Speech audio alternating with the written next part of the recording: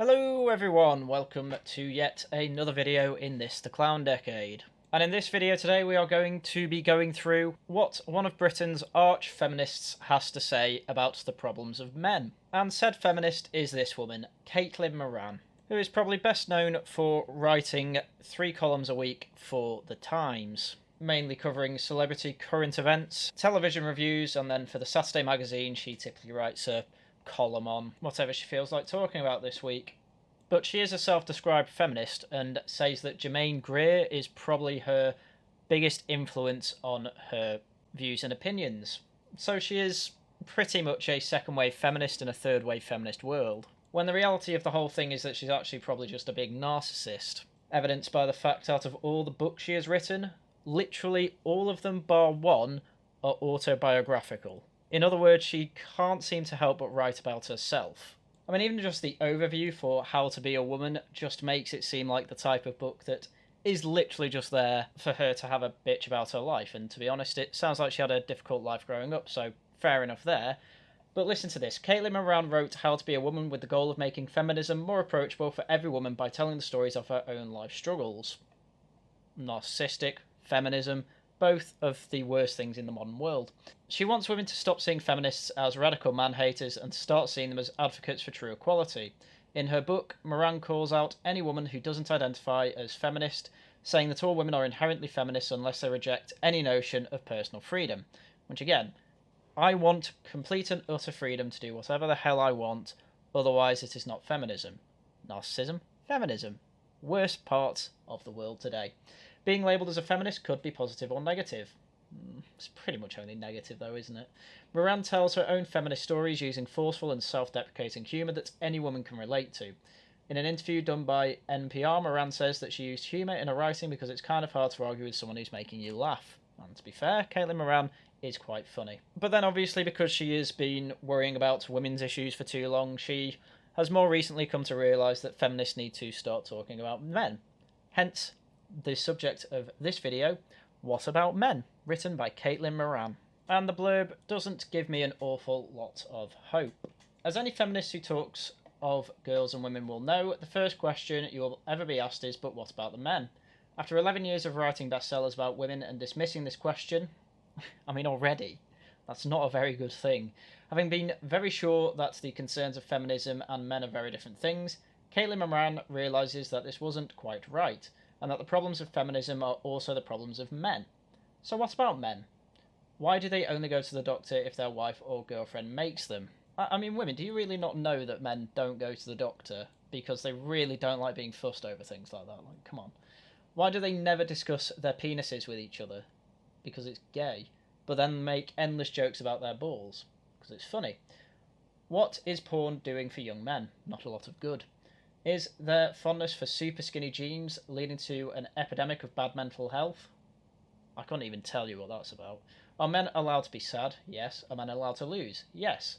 Have men's rights activists confused power with empowerment? No. And is Jordan B. Peterson just your mum but with some mad theory about a lobster? No. He is a lot deeper than that. In this book, Caitlin intends to answer all of this and more, because if men haven't yet answered the question, what about men? It's going to be down to a busy woman to do it. Because if there's anything the world needs at the moment right now, it is yet another feminist come along and telling men exactly what their problems are, and that the way to solve them is to basically act like a woman. And the reviews of this book by actual men have been just exactly what I expected. Even the left-leaning New Statesman had to come out with an article with this title: Has Caitlin Moran ever met a man? Her new book, What About Men, promises an anatomy of the male condition, but instead provides flagrant stereotypes and feeble jokes about balls. Which is quite funny, given that in the blurb, Caitlin asks, why do men joke about their balls all the time?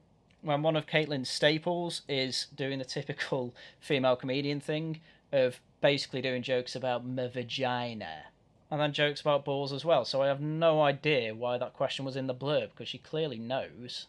But then apparently what she writes about gets even worse than that. The first omen that Caitlin Moran's new book, What About Men, will be an outright catastrophe appears on page 13. That's a lot later than I thought, to be fair.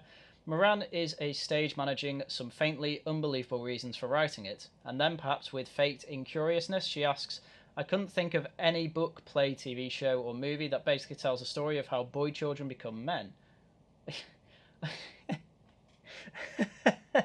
It's like every Marvel film. We've had 2 Spider-Man trilogies and then another 2 Spider-Man films with Andrew Garfield basically telling us how boys become men. I mean, obviously it's a ridiculous statement. Even left-wingers can see it. Let's put aside the fact that the Star Wars films, which Moran references at what feels like 10-page intervals, are about a boy becoming a man, and about family, and about redemption, and about just a hell of a lot of things, yes, but boys becoming men? Yes, that is definitely part of the film. That is Luke's entire arc. Let's think for a moment about books that tell the story of how boy children become men. What about David Copperfield, A Sentimental Education, and The Red and the Black, and a whole bunch of other books, obviously. Has Moran ever heard of Harry Potter? There are 7 of those books, but this is merely the first surreal claim in the book that itches with them. As the rash spreads, the reader begins fretfully at first, and then with mounting panic, to wonder if Caitlin Moran has ever met a man.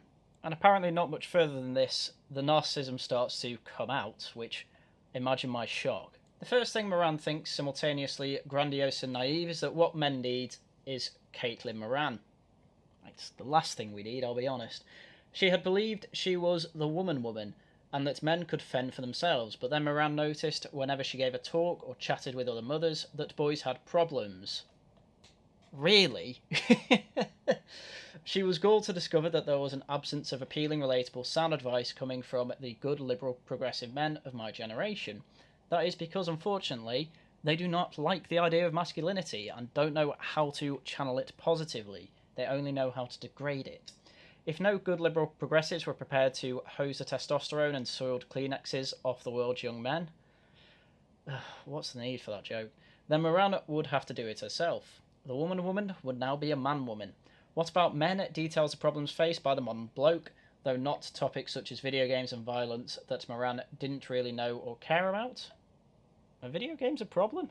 And I'm pretty sure that Caitlin Moran cares about violence, or maybe it's just violence against women and girls. We follow the arc of male life, boy to adolescent, to man, to very old man, to coffin. Okay.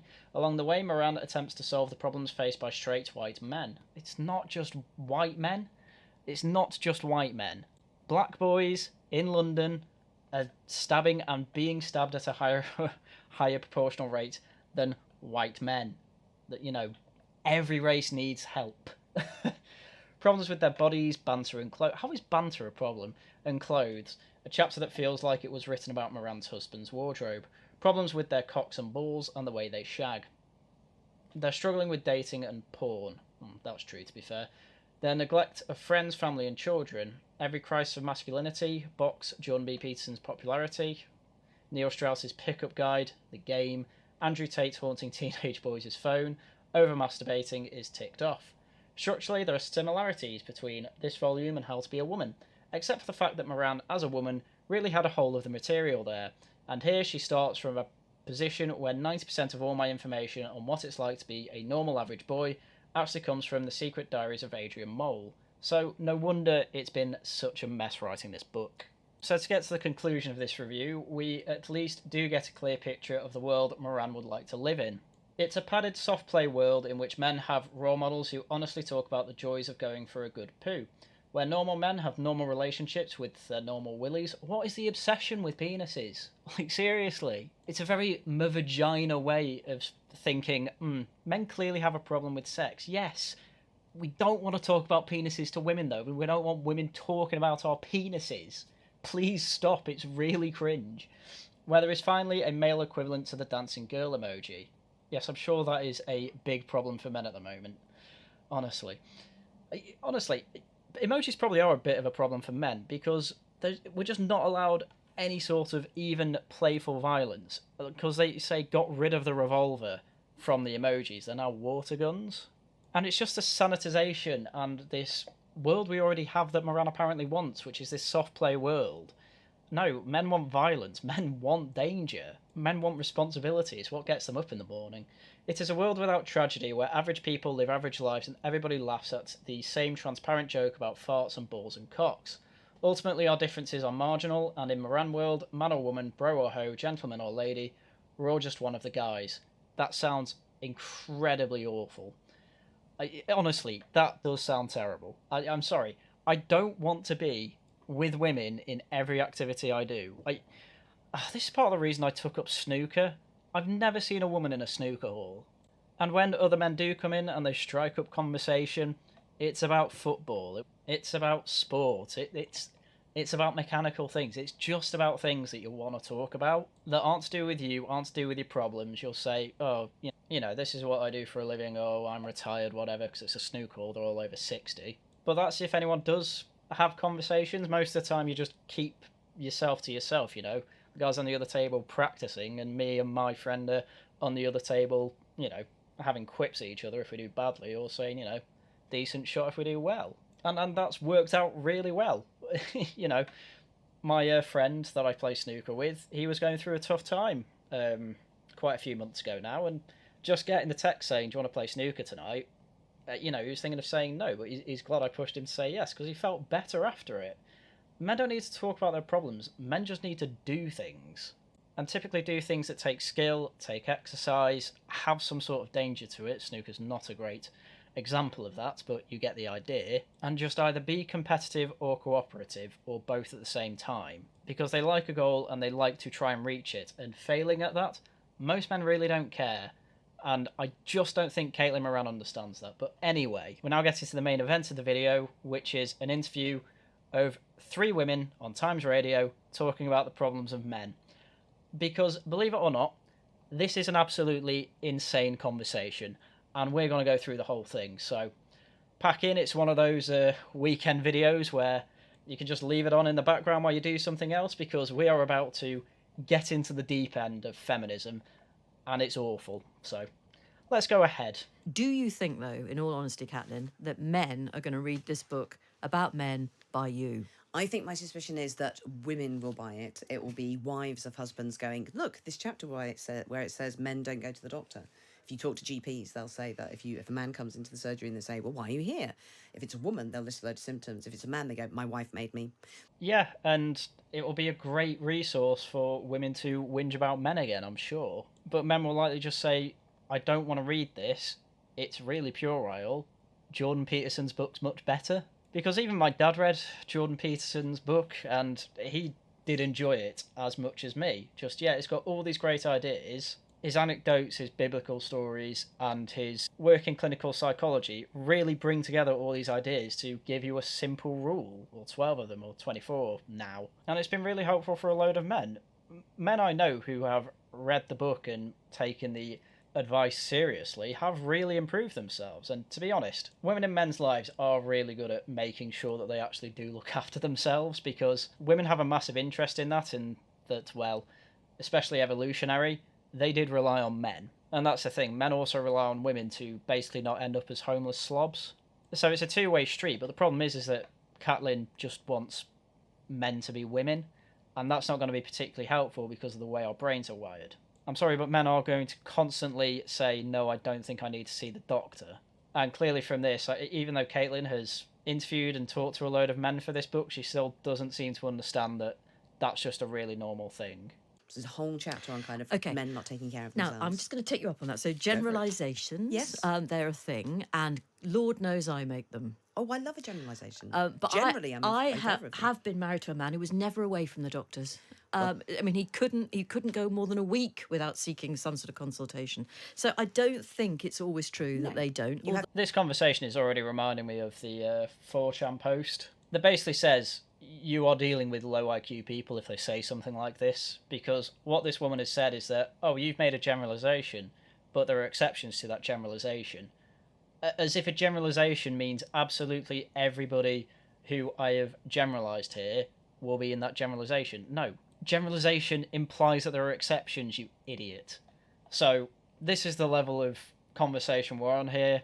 It's going to be a lot of hashtag not all, and I'm not being funny, but hearing, oh, I was with a man who went to the doctors all the time, and she said that she was married to that man. Yeah, it's almost as if men going to the doctors all the time isn't an attractive trait to women. I'm sorry, women, but reveal preference? You want to be with a man that actually doesn't want to see the doctor. You actually seem to prefer it. Again, this is a generalisation, so don't go all not all on me. But you do seem to prefer men who ardently refuse to go to the doctors until you basically have to drag us out of the house. But do you think that you're on safe territory when I'm not going to say that it's full of generalisations, but there are some in there. There's the one about how men never talk about emotions. Yes. And the truth is, the three of us in this room, we don't know what men talk about when they're on their own because we've never been there, have we? Do you really think men are going to these secret clubs and talking in the same way women do? Like, come on. I mean, this is how bad it is at the moment. The woman interviewing Caitlin here seems to be less informed on how men act than Caitlin Moran, who has made people question whether she has actually met a man. This is the level of conversation we're on. This is why the men that I spoke to, so when you look at the stats, so the basis of this book was, one, I'd run out of things to talk about from the point of view of the ladies' life. And secondly, I cancelled all of the plans that I had to write this book as quickly as I could when I kept increasingly hearing, first of all, for the last 10 years, I've had people going, but what about men? Whenever I'm talking about women. What about men? What about men? First, I was quite tetchy, I'm here to talk about the women. It would be the ultimate irony of feminism if women had to solve all of women's problems and then solve all of men's problems. No, I think the ultimate irony of feminism is that it's gone out to try and solve all of women's problems and instead just made even more problems for women. I can't imagine what life is going to be like when all of the OnlyFans... I'm not going to use a mean word, but all of the OnlyFans producers end up getting too old to be attractive and they have the rug pulled out from under them by new 20-something-year-olds. And they have absolutely no skills in life whatsoever because all they do is, quite frankly, just get their tits out and talk on a camera. The men, they hire men to edit them. They hire a man to do the camera work. The women aren't actually getting skills from that. It's actually the men benefiting off that. And what they'll probably do from there is, well, use those skills elsewhere, probably with the younger content creators. But as the overview said before, this is personal freedom for women. You're not a feminist unless you think they can do that. Well, I'm not saying they can't do that. I don't think it should be illegal. I think it's a really bad idea, though, because you're going to see these women end up becoming 40-year-olds with not many applicable skills, and so if they want to fall back on finding a man, well, they're all the women in the marketplace of dating. That's not good in the first place. And secondly, let's be fair, it's not going to be difficult to find out if you've had an OnlyFans or not, and when a lot of men find that out, they're not going to be interested in you because you clearly don't have any self-respect or dignity. And then obviously we can talk about women having more depression now than ever, attempting to commit suicide more than they have in the past because their entire life is you have to go get a career and be as independent as possible. And, you know, there's a reason that the spinster living in a pod with a bunch of cats exists. It's because it exists. And then great, you've got yourself a load of money, you can live your life, but ultimately you're going to have this really empty feeling inside that you probably should have had a family by now. But because sex is so commodified now, men aren't really that bothered about getting women anymore because we can literally just see an unlimited amount of naked women online. But then I was doing an event on International Women's Day 2 years ago, half women, half men, all around about the age of 15 and 16, and the boys basically hijacked it and started saying things like, it's harder to be a man than a woman now. The women are winning and the boys are losing. Okay, what makes them think that? Well, this is the content of the book, literally going through and seeing what the complaints are. And there's a whole chunky list of stats, which when you look at them a whole, makes you think there is a problem with men that we are not addressing. So boys are most likely to be medicated at school for disruptive behaviour. They're most likely to be excluded. They're least likely to go on to further education. They're more likely to become addicted to drugs, alcohol and pornography. They make up the majority of the prison population. They make up the majority of the homeless population. And suicide is still the leading cause of death for men under the age of 15. Yeah, life sucks for men. Life also sucks for women.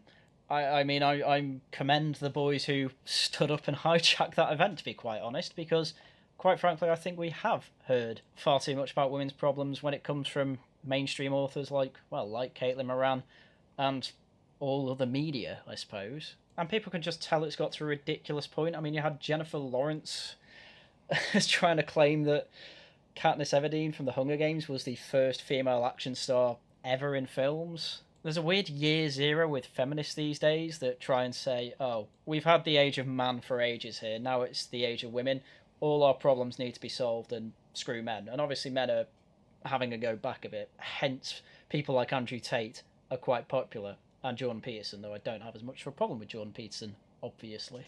But it's interesting that it literally took men standing up and saying, we've heard enough about your problems, what about us now, that made her write this book.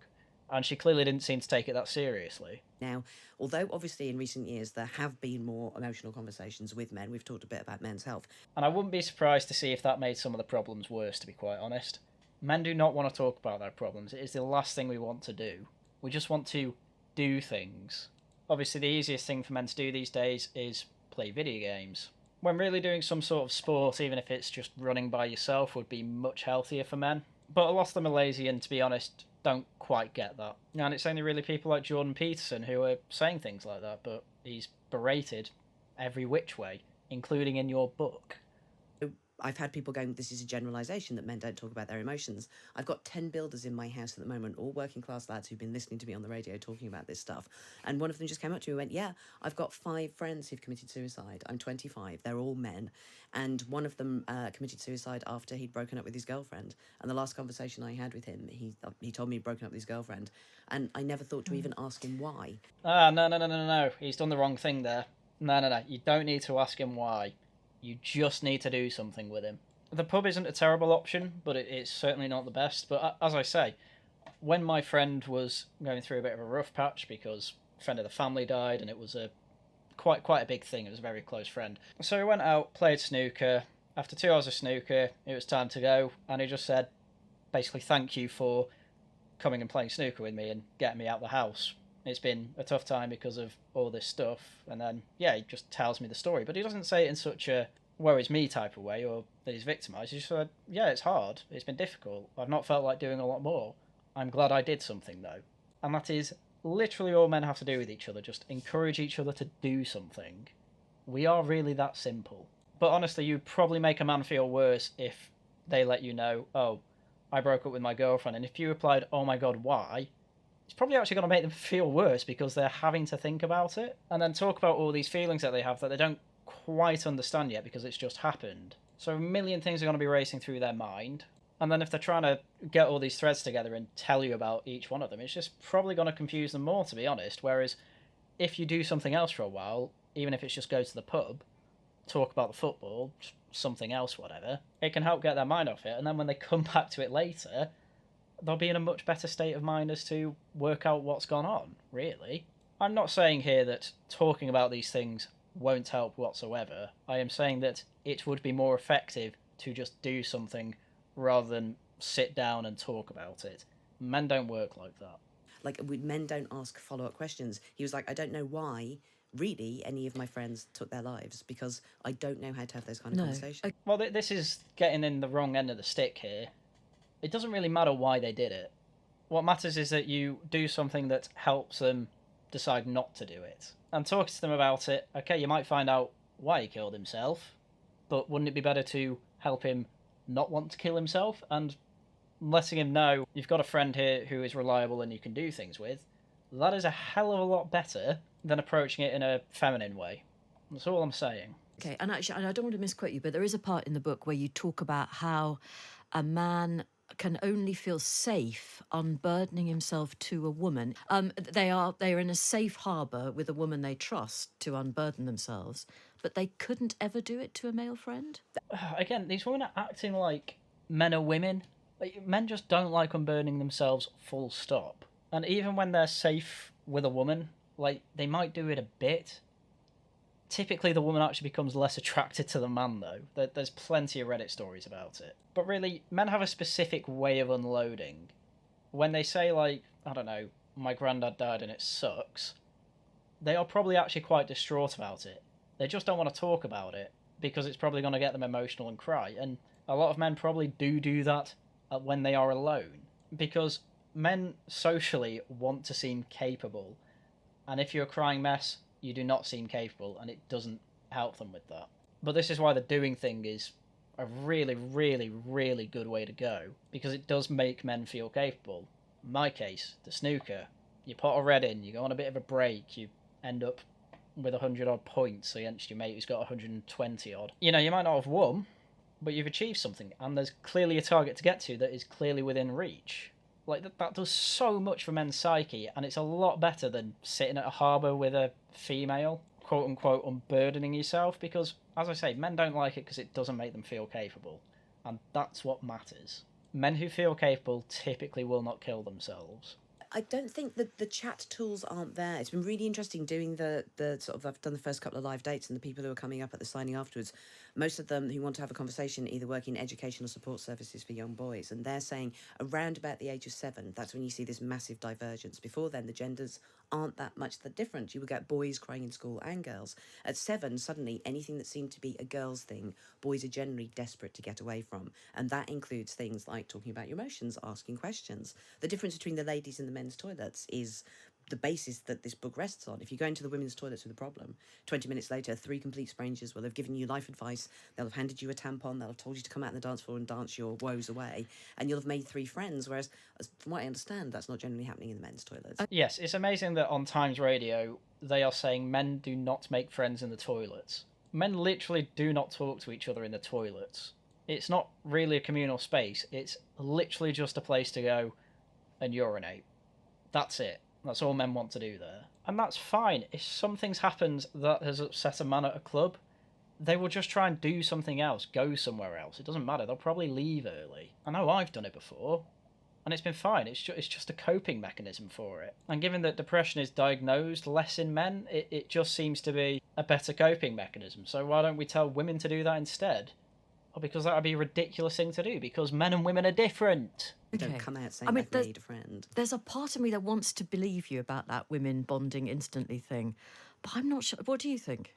Which bit? The bit about you can be on a train with strange women, women who are strangers to you, not strange women, although both has happened to me, in fairness. My preference is for a strange woman who's a stranger to me. And then you can suddenly find yourselves in these in-depth conversations. Yeah. So I do believe that to be true. I think there's something I think we can access our vulnerabilities in a way that we then use to our advantage sometimes, Totally. actually. And I think that some men struggle to do that. I don't understand how you say a sentence like that and you don't follow through and understand why that is. Oh, when women are vulnerable, they can turn it into advantage. Why can't men do that? The answer is obvious, because men who are vulnerable are not attractive to anyone. However, what's one of the biggest storytelling tropes? Damsel in distress. A woman is vulnerable, and man wants to come help her, and apparently women want to help each other as well. Completely understandable. I don't understand how you say that sentence without thinking just slightly deeper. I say I don't understand. I've already pointed out these are all very low IQ people, so there's your answer. But I'm so curious as to what you think has held the younger generation of men and boys back when they can see the patriarchy changing in front of them. They can see feminism changing in front of them. They haven't got the same societal pressures that the men you and I know of our own age group have had. The men liked the pressures. We liked it. It gave us a target. It gave us something to work towards. And now we're in a world where everyone is special. A world where there is no danger. A world where they have to sit in the same desk for 8 hours a day, concentrating on subjects that quite frankly bore them. School would honestly probably be much better if there was PE absolutely every day. Having it just once a week, I don't think was enough. But they also live in a world where absolutely everything you see to encourage young people, it is directed at women. Women in STEM, women do this, women do that. I went past my golf club that's down the road from me, and they've got a women in golf session advertised front and centre. If you see that everywhere, you are not only getting the idea that nobody cares about you, but you are getting the idea that you should actually hate something innate about yourself, because it seems like the rest of society do. So when she says the patriarchy is collapsing, well, yeah, that apparently has caused problems for absolutely everyone.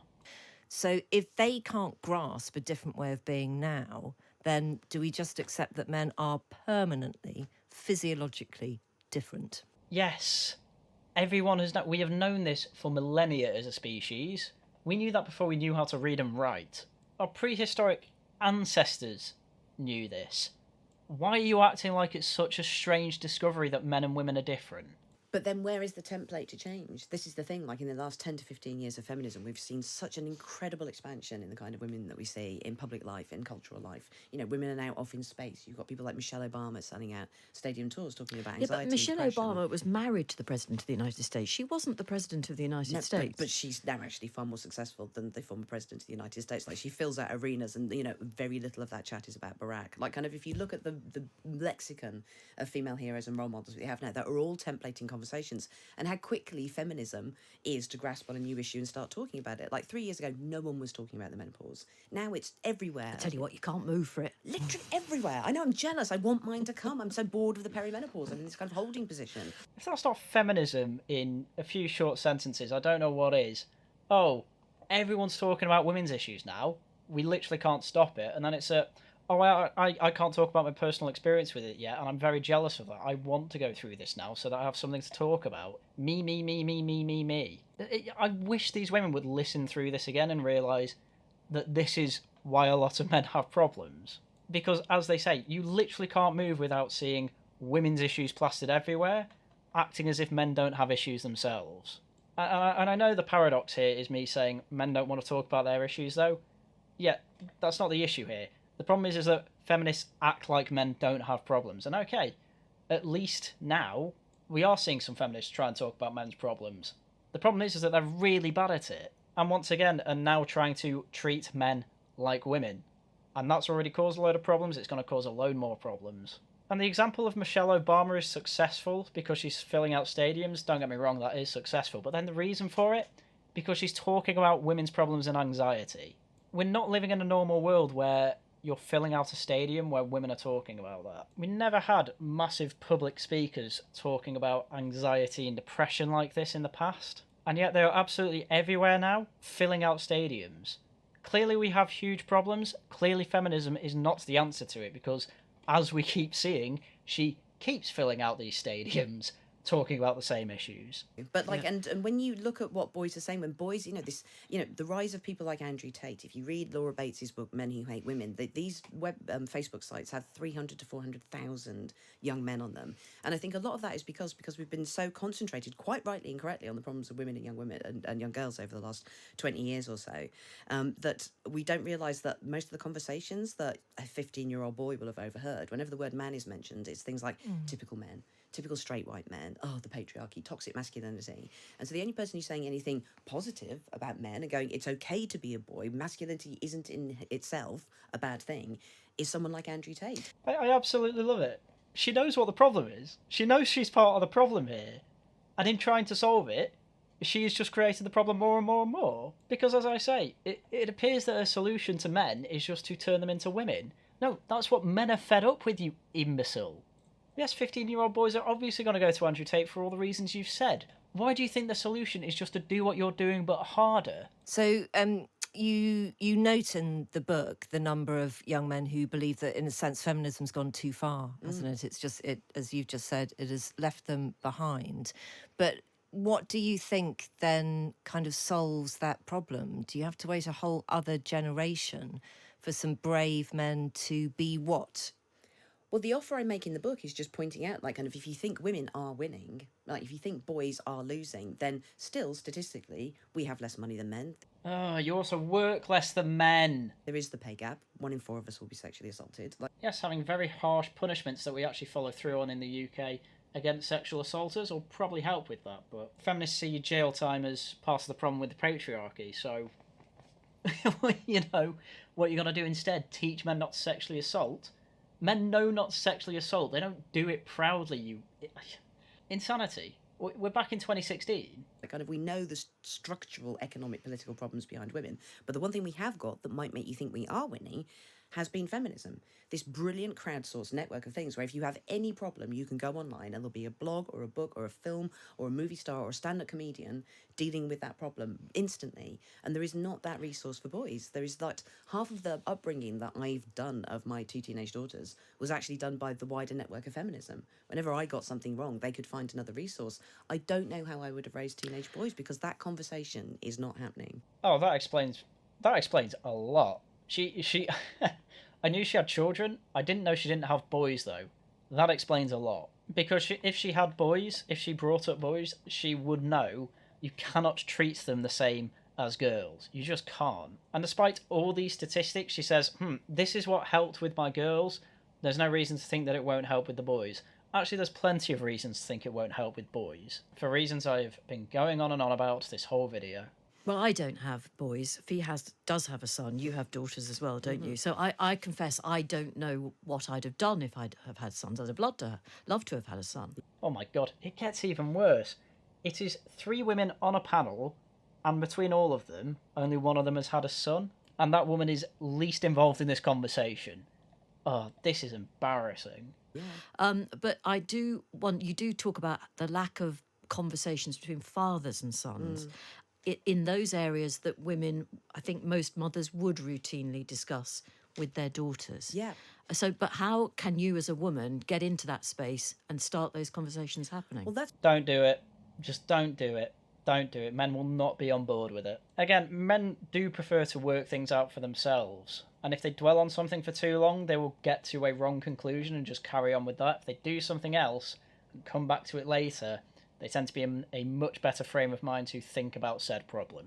I generally think one of the reasons that I was quite happy when I was younger and at school is because I did 4 sports a week. You know, I'd play football on Sundays, have training on Wednesdays or something. I'd play golf at weekends as well outside of that season. Did karate Thursdays, and I'd also play cricket. I did all these sports throughout the week constantly, along with other hobbies such as learning piano. And I think genuinely it made me rather happy when I was younger without me actually realising it. So thank you, Mum and Dad, for that. And generally, from what I can remember, people who were kids who had anger issues and acted out quite a lot, they didn't do sports. So again, doing things probably helps an awful lot. But again, every explicit encouragement to do a sport seems to be for women. Or girls, as I say. And I think it's just the assumption that boys will just do it anyway, but to be honest, they need the massive encouragement from parents. And I don't know if that's a big downfall or not. I don't know how good parenting is when it comes to that, but I think trying to treat them like women is the wrong way to go. What I've tried to do in the book, basically, like what I observed that, I think I managed to do in How to Be a Woman is invent a different tone in which you could talk about being a woman, one that was more playful, more warm, that was accessible. At the point where I wrote How to Be a Woman, there was obviously feminism existed and was amazing, but it had become very academic and dry and generally non-accessible to someone like my sister who works on a council estate and thought Barack Obama was called Barry Obama and asked how he was doing in 2012. I mean, fine. I don't really understand what Barack Obama had to do with talking about being a woman, though. It's another really odd thing that a lot of feminists do. Let's talk about women's issues. Okay, we're now going to talk about the President of the United States of America. Like, what the hell? You have a lot of agency over your own life. Why do you need to constantly talk about the current political figure, or an ex-one in this case?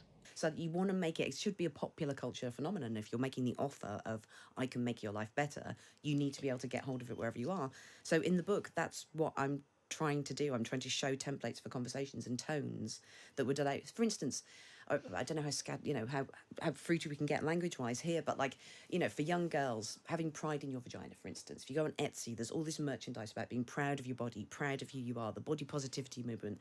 Big girls with their rolls and their stretch marks posting pictures and all their friends going, yes, queen, you're on fire, this is amazing. Yeah, I'm not going to lie. I think a lot of women who hear all that praise know it's a lie, and that probably does actually make them feel worse. I think the Victorians had modesty down to a T. I think they were right, because it's basically one less thing that everyone has to worry about.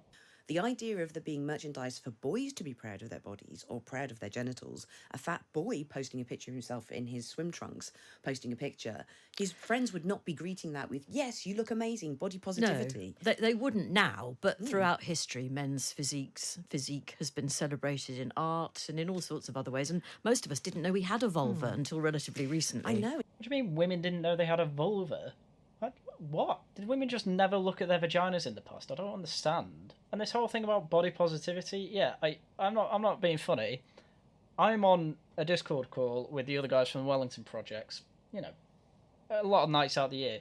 We rip into each other all the goddamn time. And we're all pretty open to each other about being unhealthy, and typically when one of us says we're fat or something like that, the rest of the group will typically say something along the lines of, yes, you're actually bigger than you think. Because that's how men bond. Body positivity makes us cringe because we don't like people lying to us, to be quite frank. I think they're on the back foot there, actually, and it's a really important point to make that if a young man does try and do that, A, they fear ridicule, largely from girls, actually not from their fellow men, and also they fear appearing predatory.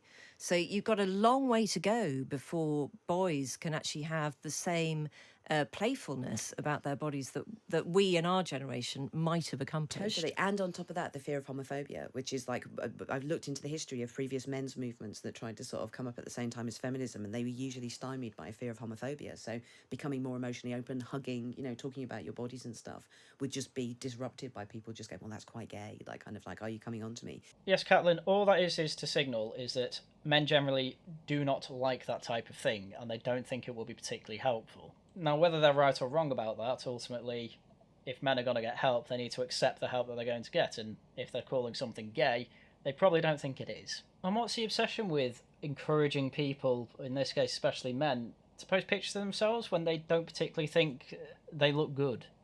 Like, why would a fat man want to post a selfie of himself looking fat? Because the dopamine rush of getting likes on Twitter or Facebook or Instagram, wherever you're going to post it, that's more of a female thing.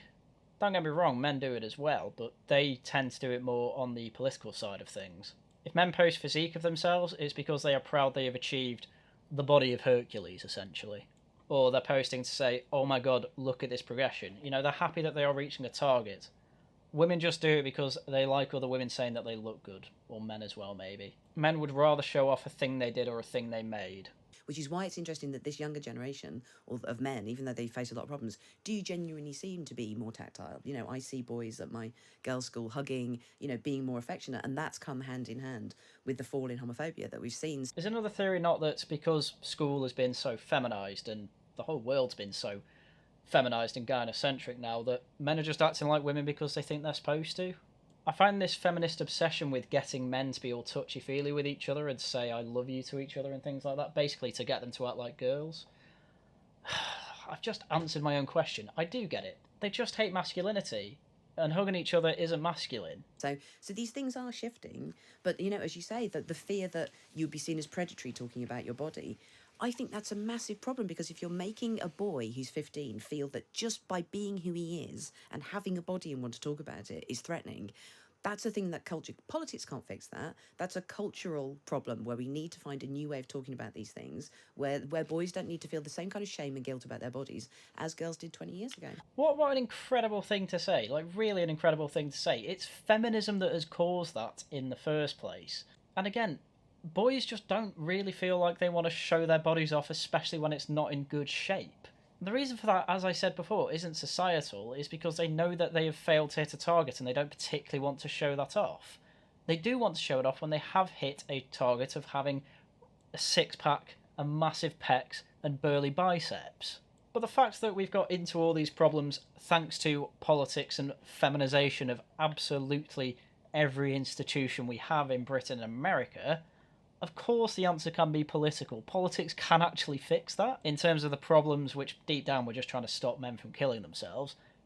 It probably actually can help fix that. But the solutions are not the ones you are proposing, which is to turn men into women. I mean, were you shocked by the impact you realised porn was having on young boys? Boys who probably never held a girl's hand. Yes. But have, let's face it, seen all kinds of images since they were about 10. Yeah, no, well, that was, so one of the chapters which seems to be getting the biggest response is a boy called Sam, and who I've known since he was 3, and I talk about him in How to Be a Woman, which was published in 2011, where I was talking in that book about pornography, but its effect on women, and going, this is very much the male gaze, that my understanding of female sexuality is it tends to be much more psychedelic, much weirder, much gentler, kind of, more of the mind, and I hope that by the time the girls and boys that I know, including Sam, are of an age to start looking at pornography, there will be something more wholesome and brilliant and tender out there for them. Feminists just really do just hate reality. Like, of course men like looking at porn where the woman is being absolutely railed, because they're imagining themselves as the man there railing the woman. Why would a man care about feelings? He's having sex. It's the woman that want all the touchy-feely stuff. There was a Channel 4 show that was reviewed by Voxis Productions. If you don't know the channel, links in the description to the video, because it is a very good video. about a show made in the UK called Mums Make Porn, and it was supposed to be a feminisation of porn. In that the mums were trying to do everything that Caitlin Moran said here. Oh, we want porn to be a bit more touchy-feely and much more body positive and things like that. All they ended up doing was having a boatload of exclusively fit men in, and then for the females they had like one fat girl, and the rest of it again were all fit women, and their porn was pretty much just your standard porno. They didn't do anything particularly different, and the mums even had a go at a porn producer for producing porn, saying, "Oh, you're doing it wrong. You know, you're making porn that's degrading to women." And these mums made the exact same type of porn. It was really funny. You're never going to change porn, because at the end of the day, absolutely everyone likes seeing fit people, and everybody likes sex. You're not facing reality if you think you can change porn. And the And boy there Sam, isn't, is there? well, the boy Sam now is 22, and as he says in this chapter, by the time you wrote and published that, I was reading that where you mentioned me, and I was laughing because I'd already seen hardcore porn. So he started watching when he was 10, didn't Yeah, he? I think 8, 9, 10. Yeah, I can't quite work out the timeline, but yeah, he was because.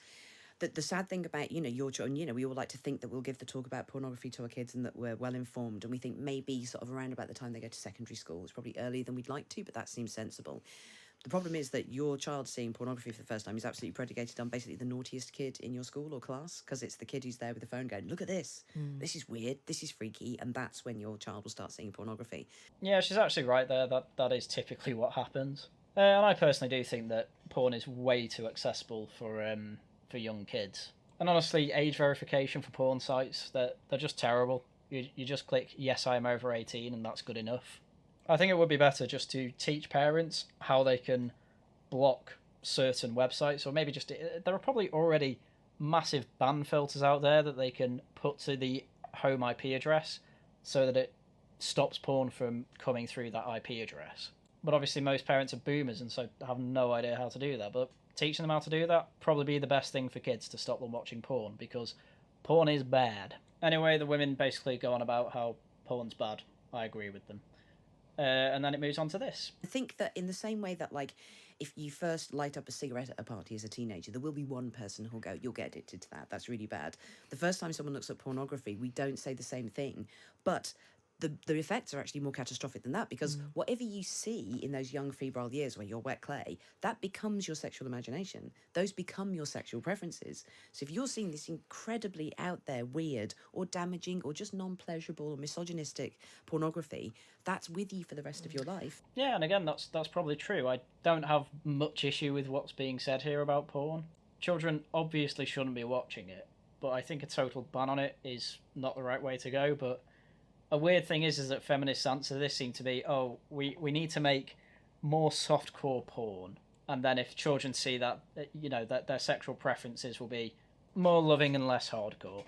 And I think that's just a fantasy. And yet, armed with those images that you can't unsee, you're expected to go out in the world and create relationships with... I mean, it's impossible. I mean, that's a very ridiculous thing to say. All these women have admitted that, yes, we know that basically every child has seen hardcore pornography, and now they're saying it's impossible to make relationships. Well, that's obviously not true.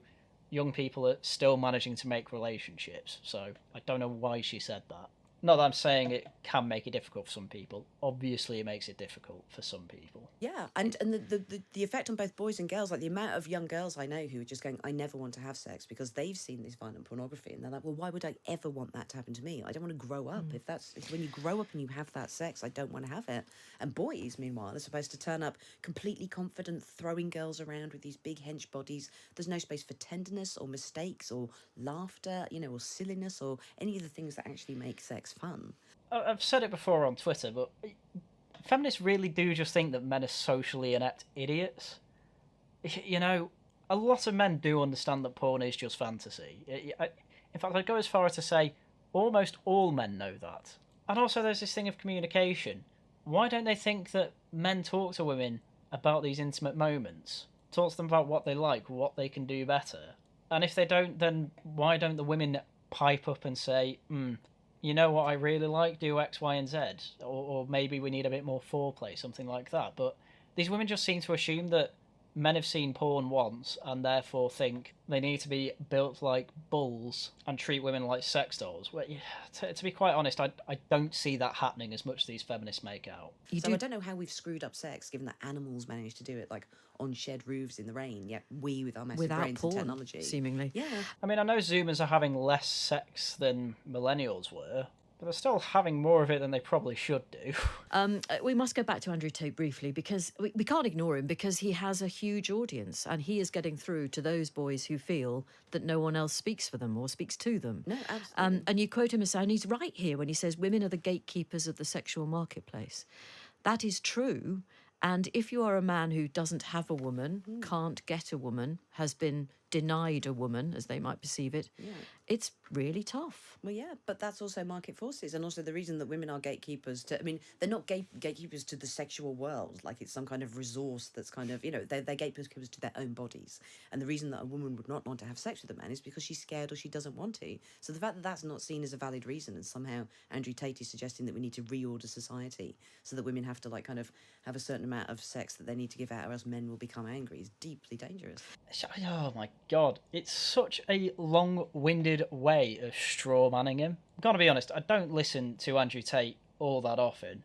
I don't believe his point is that we need to redistribute sex to the incels. I don't think he's saying that it's wrong that women are the gatekeepers of the sexual marketplace. I don't think, and would instead be very, very shocked if that was his position.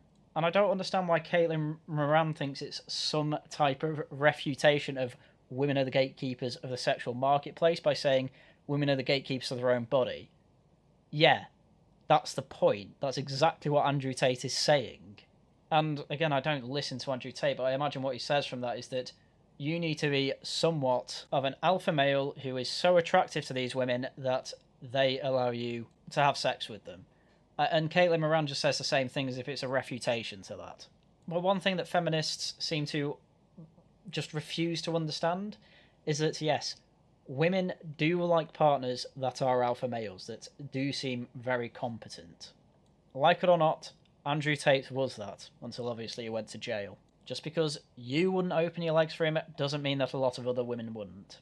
You just need to get over that fact. So have you changed your view then?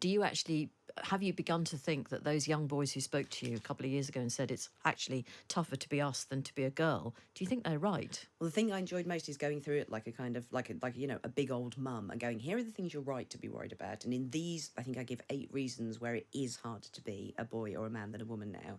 But I'm also very strict about going, look, this is what you need to understand about sex. This is what you need to understand about rape. This is what you need to understand about strangulation. This is what you need to understand about female fear.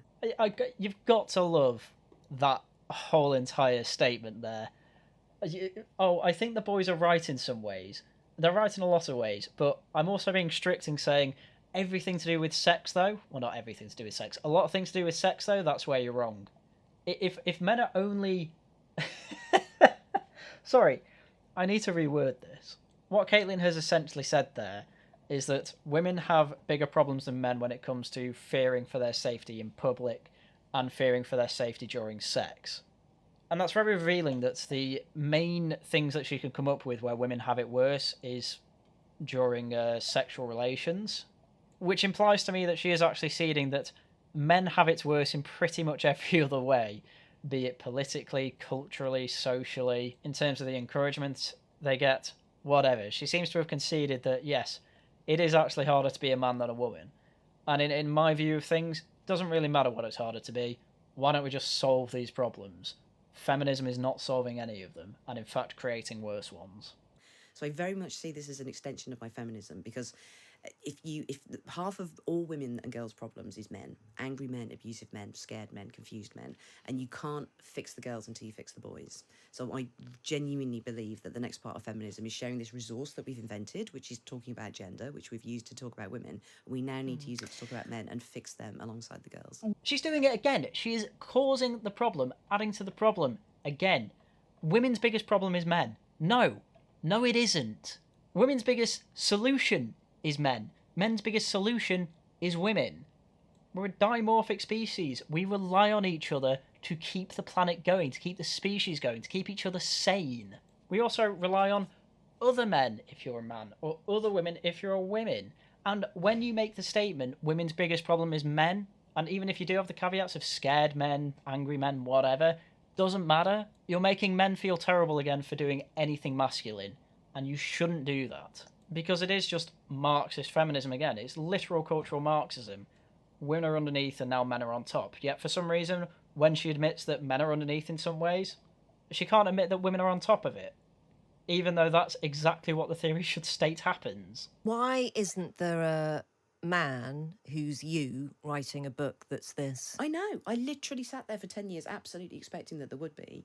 But that's why half of the book is aimed towards mums who will want to show chapters to their teenage But sons. why don't Because men don't like being pandered to. The reason none have probably taken off is because if you try and write How to Be a Woman for men, men aren't going to like it. They're not going to want to buy it because men don't want to talk about their penises. They don't want to hear all that body positivity guff. That's all for the women. That's all for the narcissists. And men don't like being like that. Men want to be told how they can better themselves. That's why Jordan Peterson has been massive, absolutely huge with younger men. And he has personally helped my life with his books as well. Now, I don't follow all the rules to a T. I'm not actually particularly good at keeping my room clean. I've just looked around now and thought, wow, this is actually terrible. But now you've put it on my mind, while this video is rendering, I'm probably going to clean the whole thing up. Because it's a way to improve my life. It's what helps me get on a straight and narrow. It's what helped me build a career. And how it's going to help me build a family. And that's good. That should be encouraged. But for some reason you hate Jordan Peterson. I know he's not come up. And if this video didn't take over an hour, I probably would go through an article she has about Jordan Peterson. I might do a sequel to this video, we never know. But she says all these things of, oh, the men need help. And then when the men are getting the help their own way, she absolutely hates it because it's not her. Because she's a narcissist. dads care? It's not as that much. they don't care. It's just that culture of fatherhood, it just like, and of men talking just isn't there. Like, you know, the conversation we had before about sort of, you know, women talking to their daughters about being proud of their bodies. How would a dad start a conversation with a teenage boy about, you know, his genitals and being proud of them in the way that mums do with their girls now? They would never, and they should never. It is very, very strange for a mother to say to their daughter, you should be very proud of your genitals. You should be loud and proud with it. It sounds like grooming. Why do they have to be proud of their genitals? Why can't they just say, they're your genitals, everyone has them, it's not a big deal? Why can't it just not be a big deal? Why has it got to be, let's make this massive deal out of body positivity? Let's talk about our labias, let's talk about our clitorises, let's go sex mad, and then they complain about porn. It would just seem, even saying it now, it sounds unthinkable and mad, but it was equally unthinkable and mad for mothers and daughters in, say, 1997. So it is a cultural thing. You just need to find a new way of talking about it that makes everybody feel comfortable and also like they want to join that conversation. I can tell you now, barely any person wants to have an unironic conversation about their genitals. The only time men will talk about that type of thing is when they're joking about it. Again, it'll be the banter thing. You know, you see it on TikTok and Twitter quite a lot. Whenever there's a video relating to penises, it's always a joke about the size. So it's like, oh, here's a small banana. Oh no, that's a very average sized banana actually. You know, they're making a joke about the length. And that's it. And that's all boys want to do really. They just want to joke around and do things. They don't want to have a sit down conversation with dad talking about why he should be proud of his penis and balls. You know, he'd rather go fishing. You know, the where I get worried about progress is where it's seen as a fibrous duty that you need to chew through in order to improve your life, to be a good person. Changing your life for the better, changing your idea of boys and girls, making them more comfortable in their bodies and giving them pride and joy should feel like the best offer in the world. But it's literally like the feminist version of a participation trophy. You have something that literally half the population have. You should be proud of that. No, everyone has one. I don't know what the obsession is with feminists and getting people to talk to young kids about their genitals. I have no other explanation other than it's an attempt to be groomers. But I don't know what Caitlin Moran gets from this, because I don't think she's the type to want to actually diddle kids. But I don't understand where her through line of talking to girls about their labia will make them more confident in the future. Because I'm not particularly seeing that happening. In fact, I'm just seeing a load more OnlyFans content creators. And I don't think that's a loud and proud thing to be. I think you say in the book, it's something that I've often wondered about, actually, is you wonder why men don't fantasize about being able to give birth. Right. Because that is it's an incredible thing. Yeah. A female mega power. Yeah. But apparently it doesn't feature in male fantasies at all. I would love to be in this conversation with these women and ask them, how often have you all fantasized about railing a beautiful woman? How often have you fantasized about, you know, being at the front of a massive cavalry charge towards an enemy? How many times have you wanted to go paintballing just to simulate shooting someone? And it's like they're surprised that men who have absolutely no idea what it's like to have a vagina, and most have no idea what it's like to have a foreign object inside of them, of course they're not going to think about what it feels like to push out a baby. They don't have the appendage for it. We assume it's just like a very painful poo. I looked through all the research. I asked everyone I knew. I was on social media asking, and like there was just this astonishingly weird silence. And in one of the previous books, I put that I think all the plots of superhero movies are actually male appropriation of the female story, because those are all stories about teenage boys who suddenly their bodies go haywire and they're shooting webs, or they can, like, you know, they've got this extra strength, or they're there to save the world, but they never get the credit, like Batman. That's mums. Like, suddenly we're shooting these weird substances out of our body, milk, and we've got these superpowers and strengths, we give birth, but we never get any credit for saving the world. And that's being Before having Oh, Caitlin, what the hell was that? I'm sorry, but that is a really very silly assumption. You can't have talked to boys properly in preparation for this book, because you have just made a very silly and vapid assumption that boys' bodies don't change during puberty. Now, boys' bodies definitely do change. Things get bigger, other things drop. Guess what? Fluid comes out of us as well. And we get hit by a massive amount of testosterone, and then all of a sudden we are absolutely obsessed up to the eyeballs with girls. And to assume that only women go through all of this stuff and change during puberty is very, again, narcissistic. Because you know the reason that men get absolutely slammed with a bunch of testosterone? It's partly, in fact, to, yes, save the world. It is partly to save women, save society, save your little tribe. Evolutionary, that is what it was for. And for many men that couldn't find a partner, a lot of them just went off to war to die. So I'm not having this silly, feminist, narcissistic accusation of appropriation of Spider-Man being actually about the woman's story. Maybe it's just a general human story. And maybe you need to open your mind up a little bit more, because everything you have said so far has been insane, but that takes the cake. kids, I never fantasized about giving birth or breastfeeding or any of those things. Did you? Am I just different? You're an outlier, Fiona. Really? No, I no, mean, actually, genuinely, no, did you? Do you know, my theory, for what it's worth, and this is going to sound absolutely crazy, is that I think sport was invented because men didn't give birth. Oh my god! Feminists just do not understand men. They have no interest in understanding men. They will come up with this outlandish theory, this narcissistic theory again, that, oh, clearly men get vagina envy. Really? So, in the recent fandango about cricket, for example, which has kept some, let's be honest, Yes. middle-aged, middle-class chaps talking for the Frothing. last 7 days. Yes. They have talked of nothing else. It's all over the Times. If they had, I don't know, if they had the mega power to give birth, would they be that bothered about a dodgy out? Are you serious? Are you serious here? Women who haven't given birth yet don't care about it either.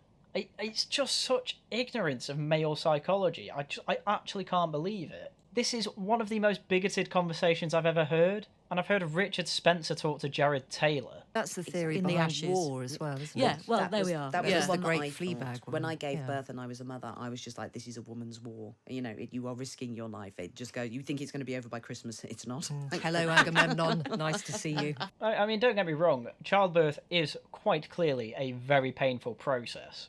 But at the end of it, what a woman gets out of it is so much more than warfare. You don't really have that much to celebrate at the end of warfare. At the end of World War II, yeah, sure, everyone was really happy that Hitler killed himself.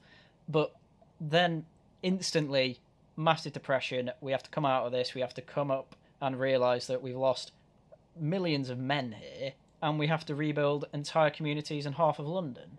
Well, I don't really think it's fair to compare those two things, but also going back to the sports question, sport being invented because men can't give birth, and it's like, I don't really care about this dodgy out in the cricket over the last week. Maybe it's because I've given birth. It's honestly just such a stupid theory, because instantly she has already broken some tenets of feminism by assuming that sport's only a male thing, which I don't think it is. There are plenty of sports that are female dominated, such as hockey and netball. But no, sports is made because there is this massive part of men's brain for competition that they want to fill out, and that is what sports fill in a very controlled way that doesn't end with people dying. And it is simply there for men to cooperate with each other to get to a final target, which then helps them mentally.